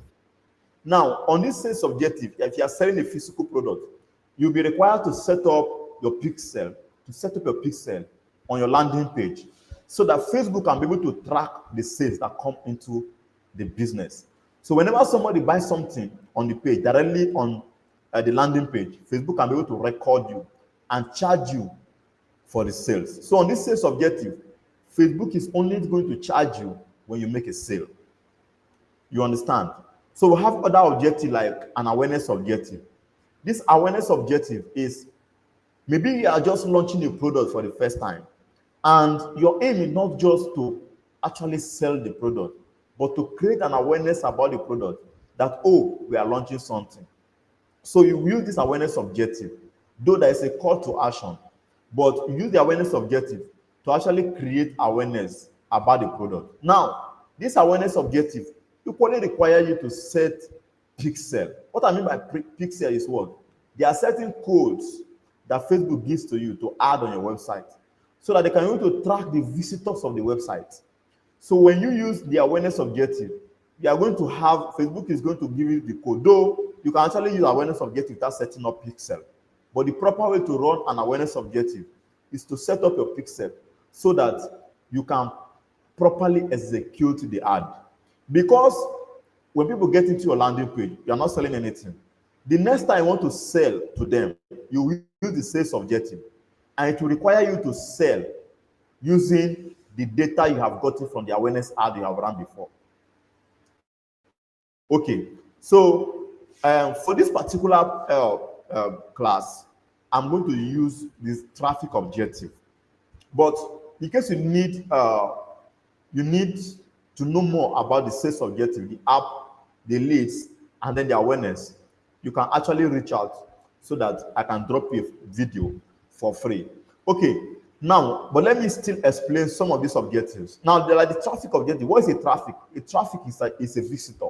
Traffic, when we say traffic to a website, traffic to WhatsApp, they are visitors. Somebody that doesn't know you is coming to your WhatsApp. Somebody see a link to your website, click on the link. The person visits your website. That person becomes a visitor. It becomes a traffic. You call that person what? Traffic. So whenever somebody asks, okay, how many traffic do you have to your WhatsApp today? You have had okay, 3 people messaging you for the first time today. It's okay, I have 3 traffic. 3 people coming to my WhatsApp.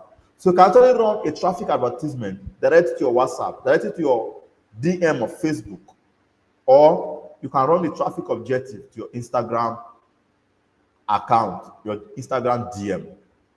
Okay, you can equally run it to your website. You use your website link and then you run the traffic. Now, we equally have an engagement. What are engagement? Engagement are likes, shares, comments on your particular content. Now, what I do most of the time, when I set up a new page, I don't have time to build the page organically. So what I do is what? I try to go to, I try to come to this Facebook here, maybe use 10,000 naira to just get likes, because engagement is what I call social proofs. When somebody comes to your Facebook page for the first time, and the person is seeing you having 10,000 likes, the person is seeing you having 500 likes, that person becomes, okay, begin to have some confidence in you. That maybe the reason why people are liking this is because people are actually getting results from this person. So that is an engagement. And then we have lead. What are lead? Leads are actually contact of prospective customers. So when you have leads, you collect the leads, you nurture them, and then you get to convert them. Now, you can run ads to collect the contact of people. Maybe I want to run this November last year, I ran a training. And what I did was to do what? To run a lead ad and then collect the contact of the people that are interested in the ad, and then I begin to do follow-up. Now, this lead is mainly used for people in the real estate, people that sell high ticket product. These people, they run ads and they collect leads of people. They do follow-up, and after following up, they expect the people to actually do business with them. Leads are actually very, very, very, very, very important in every business. Like now, I have a lot of leads in my business. So even when I use traffic objective, people that message me, I see them as lead, and then I do follow up with them. App promotion, if you're having an app on Play Store or on other app store, you can be able to run ad directly to that app and for people to install. And then we have talked about the sales objective. This sales objective requires you to do what? To actually set up your business. Though on Facebook right now, Facebook have integrated a particular some features to this sales objective that even without you setting up conversions and setting up a pixel, you can be able to run sales objective directly to your WhatsApp.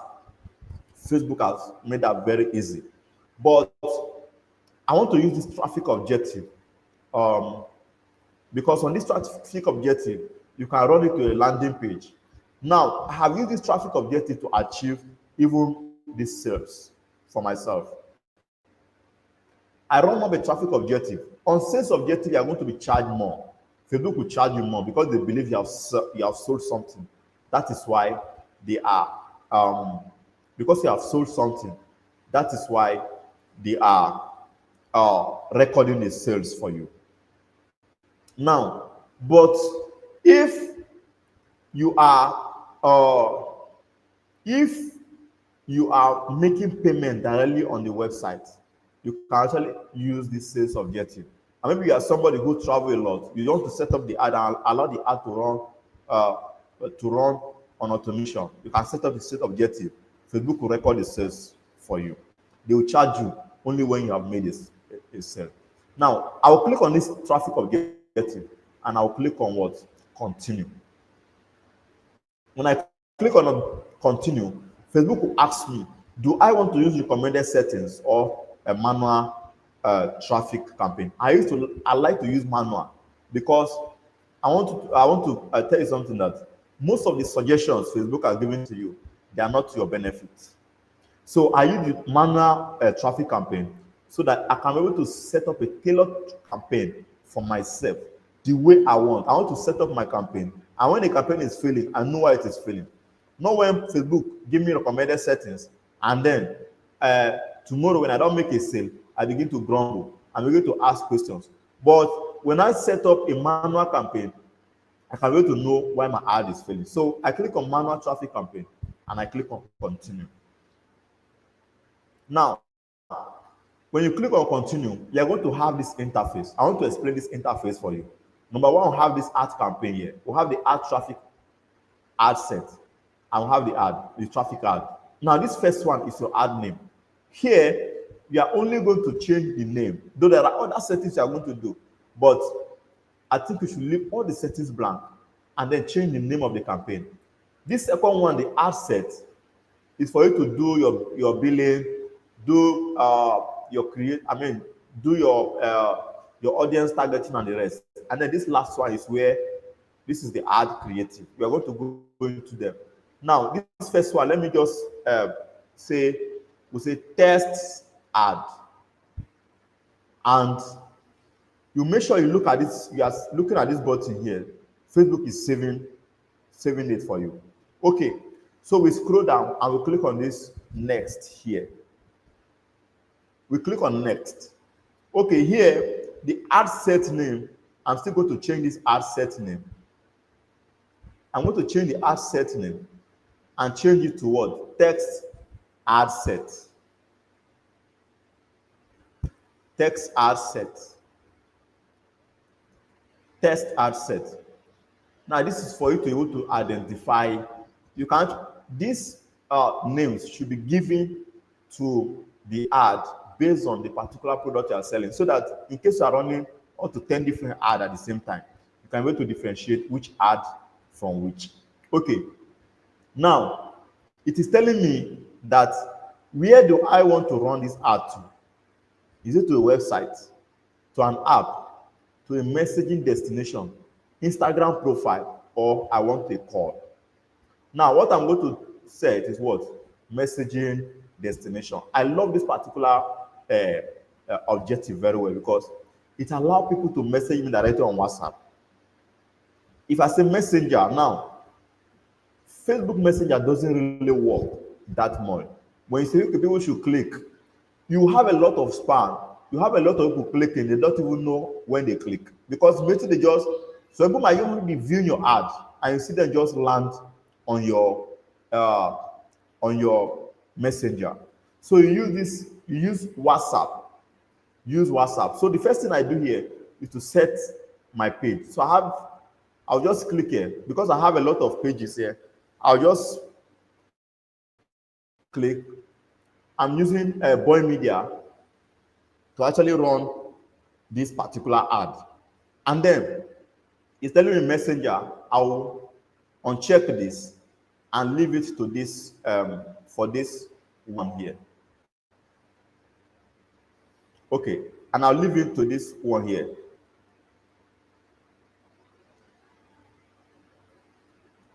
Okay, now before now, you must make sure you have connected your Facebook page to your WhatsApp number. Connect your Facebook page to your WhatsApp number. So this particular page is connected to this number. This is my number, and that is why you are seeing it here. So I scroll down, and then this is the place, my budget and schedule, where I set up how much I want to spend on Facebook.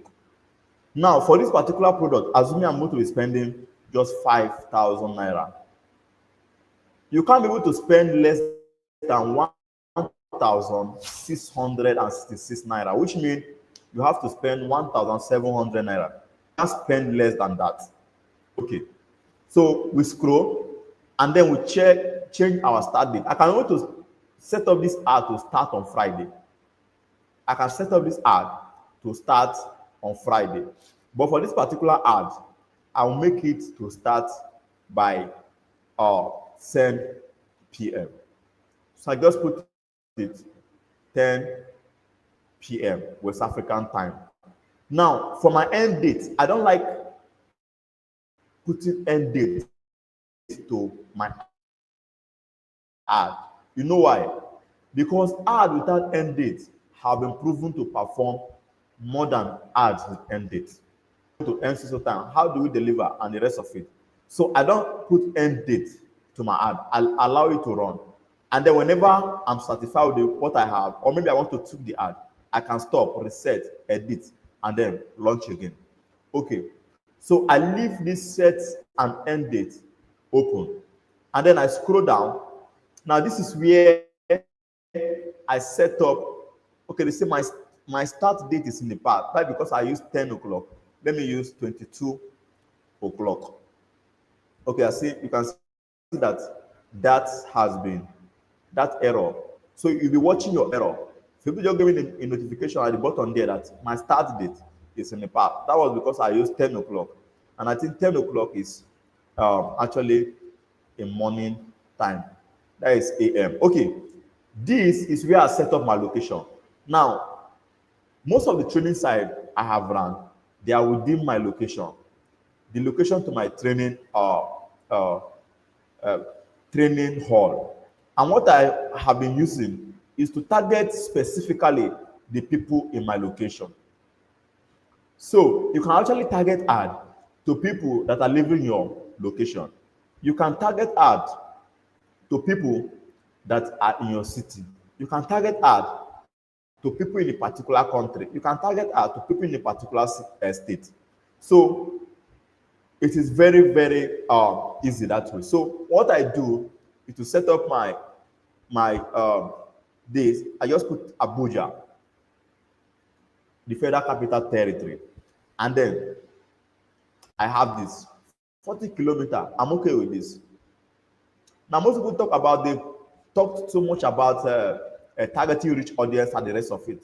Believe me, right now, what Facebook does is, now when you run an ad and Facebook go through your page and decide to check, okay, what does this ad speak about? It look at your copy, it look at your objective, and then decide to take the ad specifically to the people that are more likely to engage with that particular ad. So what I do most of the time is just to set up this. And when people talk about interest targeting and the rest of it, I don't do interest targeting unless I want to sell a very sensitive product.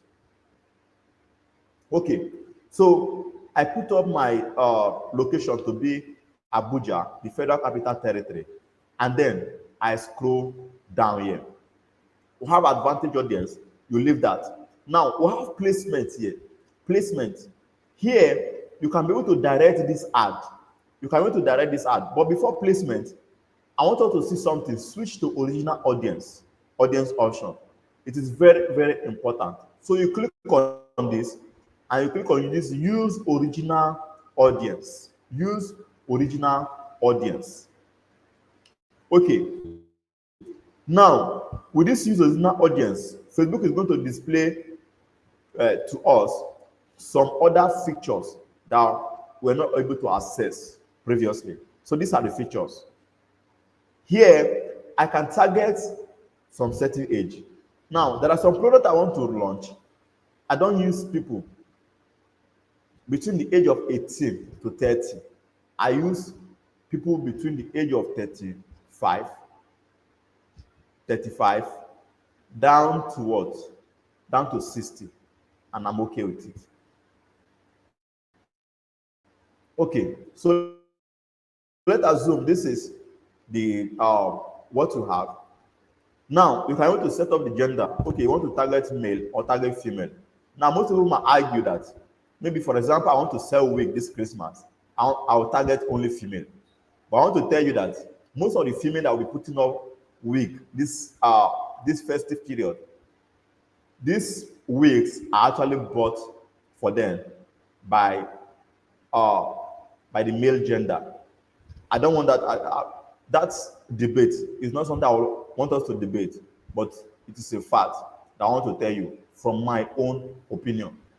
Okay, so you can actually set up gender. If I want to sell wigs, I can target both male and female. A man can actually see an ad concerning, you can actually see an ad of a wig. You'll be like, oh, I love this wig. I'd like my partner to put on something like this. And they can just buy it as a surprise for the female. Now, you can actually separate the ad, run two different ads, and then watch, you target the male, and then the other one target the female, and then watch the outcome. And then when you watch the outcome for like a week, you can stop the one that is not performing, and then put your budget in the one that is performing. Okay, I leave my gender to be all, and then this is my interest. I can actually do a detailed targeting by telling, okay, the interest, people who are interested in so and so, people who do so and so.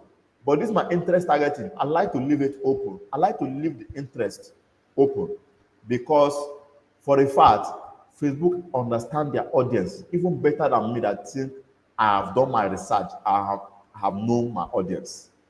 Okay, so I go to this language.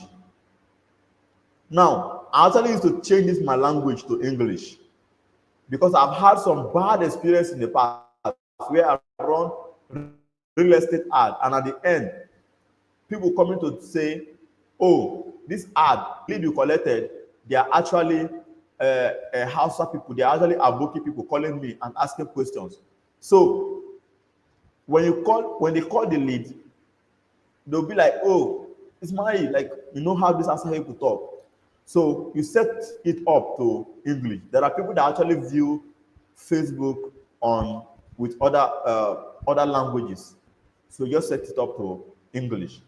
And then we'll come down to our placement. We're talking about this placement before.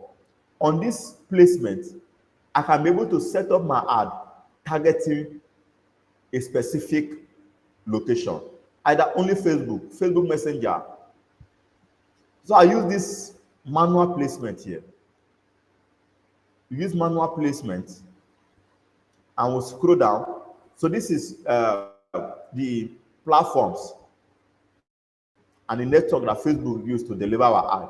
I can just untick this particular one and untick this particular one.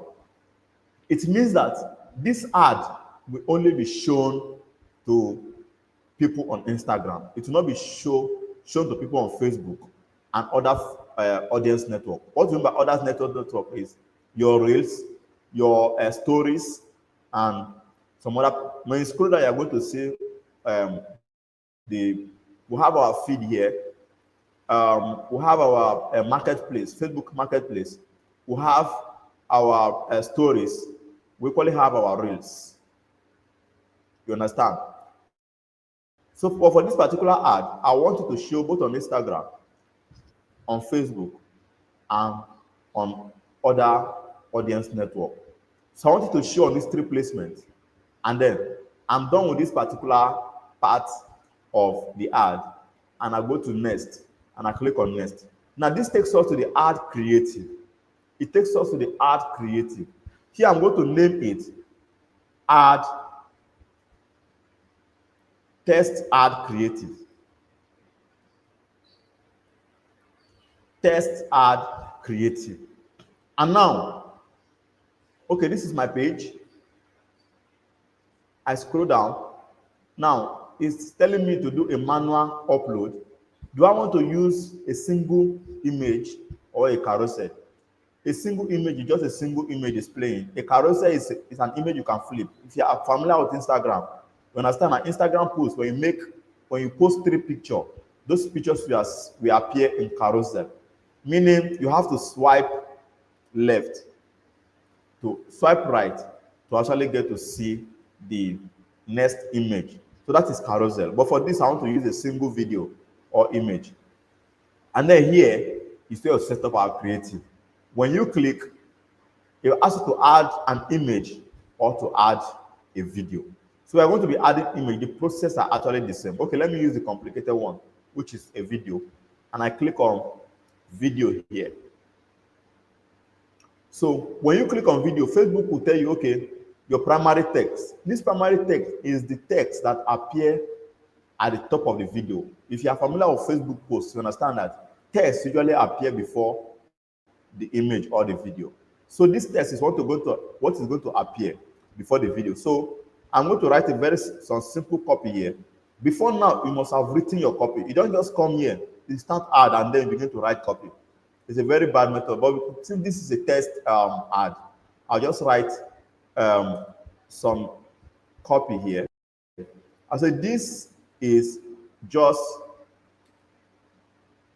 a testing ad meant to show audience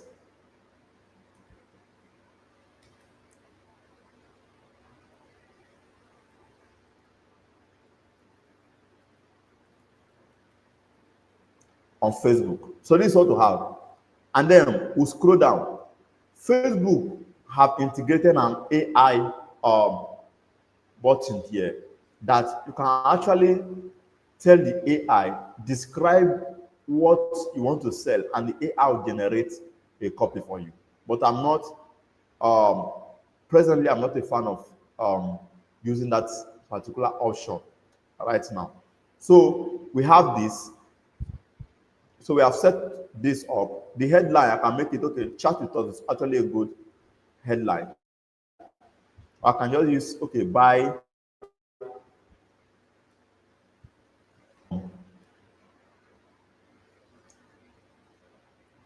from the boss. Okay, so, and then I can scroll. We just click on next. And then it will take us to the media here, where we'll get to upload our video. But I already have some videos here. You can see these are the videos I have used previously to run ads. So I'm going to use one of these videos. But you can see upload here. Once you click on upload, it's going to take you to your desktop, where you can go to choose the video you want to use. Before now, you must have created your video. So I will just click on this video and I click on next.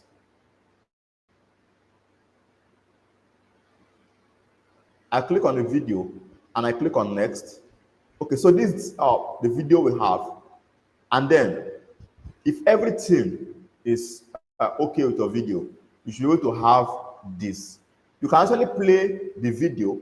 You can play the video to watch it.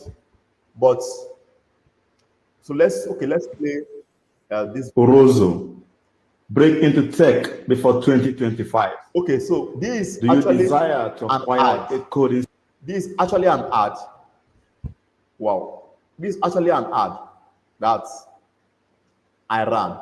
Now that particular video has I think I just wanted to skip that this thing, but that particular video has been added to my Facebook. This is the video we have here. If you can see this preview here, you will see this is the video I have here. Now you can see the copy at the top here. This is just a texting ad meant to show audience how to run ads on Facebook. And this is the video under. Now at the bottom here, you see WhatsApp or contact Boy Media. And at the top here, you see, at the bottom here, bottom right, you see WhatsApp. This is your call to action. Your call to action is this WhatsApp here. Now, we are going to scroll down. We are going to scroll down. Though we have a headline here, if you want to add, these are actually AI variations that are created by Facebook. You can actually add any of this in case you don't like the copy that you have. But at this point, we are okay, and our ad is ready to launch. And then you can actually change this call to action. We see send a WhatsApp message. You can change this call to action to what? If it is a YouTube video, like I run ad directly from Facebook down to YouTube. So if I want subscription, all I have to do is use this call to action called subscription, and then automatically, when people click, then you get to see the subscribe button, and they can go to subscribe. If I'm using the landing page, I can use shop now to actually get my result. But here, I just want me to send a WhatsApp message, so I use set a WhatsApp message. Now this tracking, we didn't set up any tracking. We are not using the sales objective. So with this, it is as simple as this. We have set up a traffic ad campaign. And with this, we can actually proceed to do what? We can proceed to launching the ad. To launch this particular ad, all you have to do is just to click on publish, and your ad is live. So I'm going to actually click on this publish. Now, when you click on publish, it is going to launch this three stuff that I have here: 1, 2, and 3. So I'll click on publish. Though I'll still stop the ad though, so that it doesn't spend my money. Now, when you click on publish, this is the interface you have. You are publishing 1. You are publishing 3. You are publishing 3 ads. So they say 1 campaign, 1 ad set, and 1 ad were published. You can see those 3. This is the ad. This is the campaign. This is the ad set, and this is the ad creative. These are what has been published. These 3 things to set up here is what has been published. You can see that the publish button is no more active. Facebook is telling me that this ad is under processing. And now you can go to exit here. Now your ad is going to be on review. Your ad will be on review. Your ad will be on review. Your ad will be on review. And when your ad is on review, just like what you have here, you can see that the ad is processing. Immediately your ad is being approved by Facebook, because you have to go through the review process to make sure that your ad is in compliance with the Facebook policy. If it is not, Facebook will reject your ad. And when Facebook rejects your ad, it begins to give bad image to what? To your ad account. When your ad account is fragile, like this my ad account, there are a lot of ads I can actually run for it, because I've never had an ad that is being rejected on Facebook. Why? Because I make sure to understand the Facebook policy and understand the kind of ad I'm pushing out on Facebook. And when you are starting out, make sure you are very friendly with Facebook. Push out ads that are friendly, so that in the future, when you want to run aggressive ad, you can launch it, and Facebook will look at your past, with your past record, and say, oh, this guy doesn't run any kind of ad. And your ad, right now, if I run ad, it takes me less than 30 minutes for Facebook to, it takes Facebook less than 30 minutes for them to approve my ad. Why? Because they are seeing that, okay, this ad account is a little bit credible. On this ad account alone for this year, I'll spend over 500,000. Cumulatively, I'll spend over 5 million naira running ads on this running ad this year alone. And I'm telling you practicality that if you are running a business online and you are not using the paid method of the social media platforms, you are losing out on market share. Now, if you go to if you are scrolling, if you are somebody who scroll Facebook a lot, and you are scrolling, you see that big brands are actually running ads. I saw even Facebook is running ads on Facebook. So why is it that you, that is a small business owner, all my clients that I've gotten this year, I've gotten them through advertisement? So I was chatting with one of my clients, and he was like, "Oh, that my charge is becoming too much. I mean, it's becoming too expensive for him to afford. That he want to look for somebody, an alternative, somebody else that is way cheaper." And I am like, okay, in my mind, I am like, I use the social media advertisement to get you, meaning I can actually use that social media advertisement to get other people. So when client click on me, I am like, because it's just for me to go and get the next available creative, set up an ad, and I get that another client back.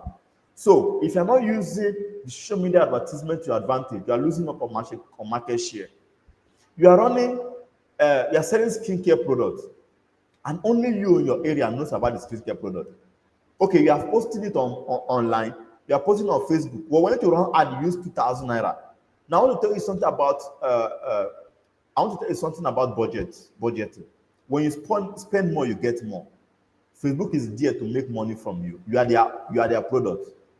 So when Facebook is advertising, oh, come and advertise on our platform, what do they have? They have you. You are on their platform because you are the product, right?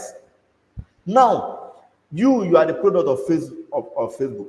You want to make a post on Facebook. You go to Facebook, you make your post, and then you are expecting Facebook to actually take your post very serious.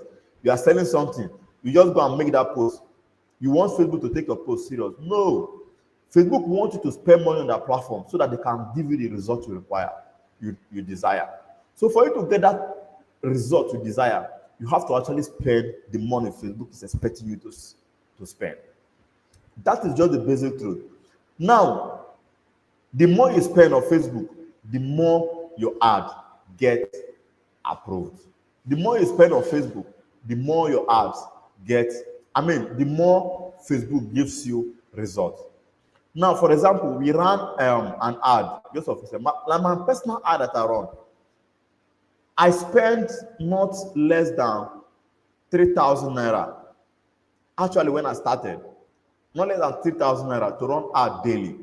And when I ran the ad, a client messaged me, and prospective clients messaged me. It's okay, I want you to run this particular ad. Set up this page for me. I said, okay. I set up the page for the person, create content, and then we set up the page. I charged and he paid.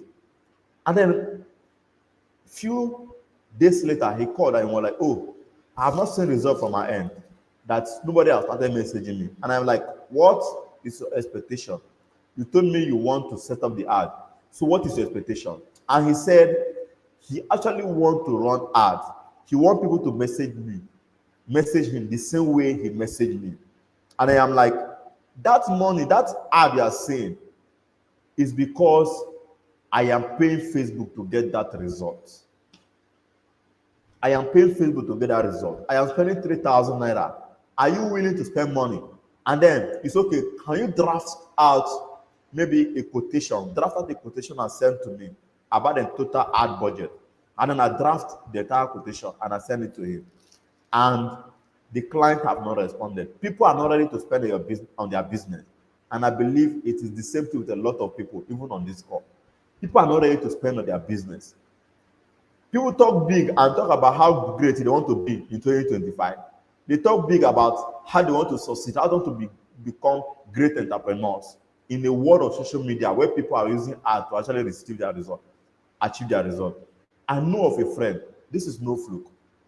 I can actually supply you with the name, but I know of a friend who started just e-commerce. He started e-commerce and he's spending nothing less than 5 million naira monthly to run his e-commerce business on ads.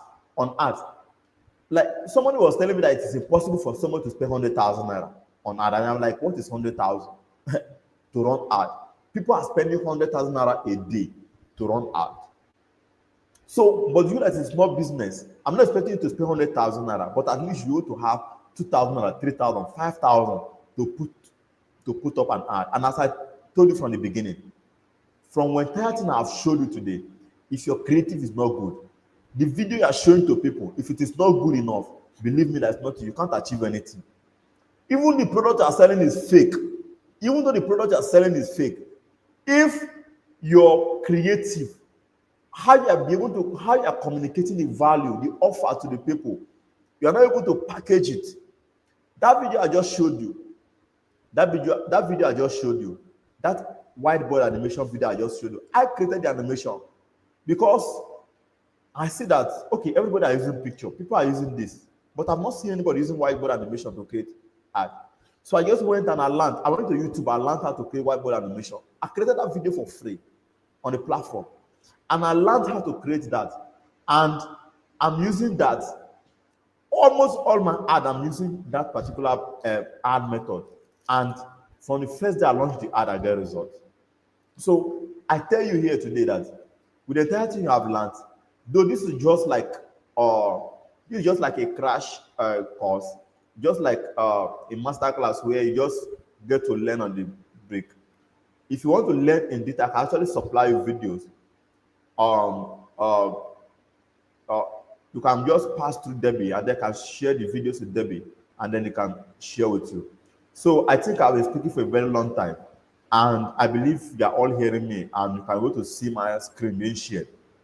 So I'm going to drop the mic for now and listen to maybe a few of your questions and attend to them and then we'll call it a day. So thank you so much, everybody. Thank you so much.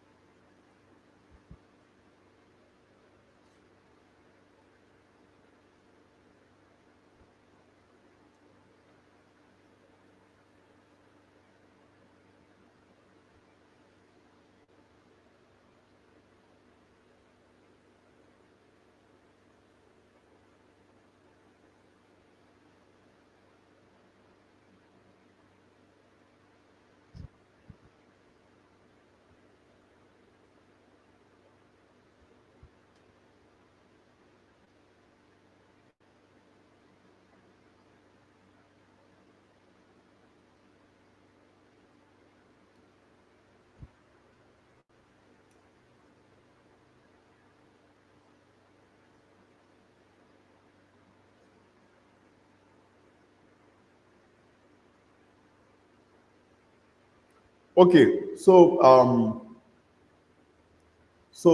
if there is no question for this particular call, I would like to call it a day. But before that, I want to give you a single. I just want to give you an advice. I want to leave you with this: that if you're a small business owner, I want to tell you that the country is already hard for everybody. I want to tell you that the space you are on is already difficult, and it is difficult somehow, and it is actually easy. When things are difficult, entrepreneurs arise. We have a business that you are actually building. If you are ready to actually build business, and you are serious about your ambitions, and you actually want to push out the business, ads, advertisement is the major way. Carry your business, put down for head. Move on the street, tell people about it. And one of the streets is the street of social media. Tell people, create content, run ads, and they are going to succeed. So thank you, and that is my wrap-up note for each and every one of us today. So thank you so much for having me, and we'll call it a day. Somebody said they need the video. I'll share it via Debbie. Thank you so much.